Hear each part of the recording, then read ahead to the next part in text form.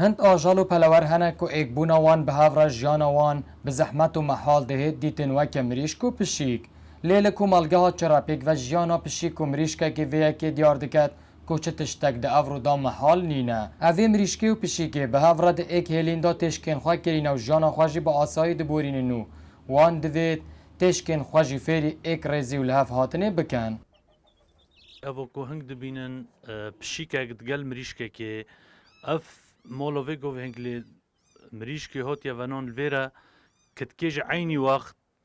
دعوه وجهه کروه هلینه و کره هر دو کو وکران کشکین در اینای وقتی کتکی حاضر جینا بیت عین چاو چیچکد مریشکه چنابن مریشکه کشکت کتکیج عینی شتیل بن مریشکه ورحمه پیداد بتن ابد کوچه زیونه نو گاینته الفيسبوك یا اینو بخور حتی کبرا که عرب کومنت خود نویسی بی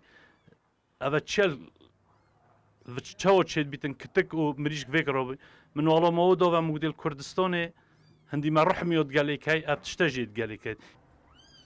و پشیکی و مریشکی واسا صبرخوا دایا هفدو کو بی ایک نشین بجین و هف کاریا هفدو جی دکن لو ما پیک و جانوان وکریا که هر دما پشیک بچید لخارنه بگره و مریشک چافدریا تشکن خوه بکه و برو واجی دالیک دیجی دا تشکن وانجی وکوان تکل بوناخوا وک خزانک ایک گرتی لیکریا آری حسین کردستان 24 کمالگاه چرا لقضا شیخان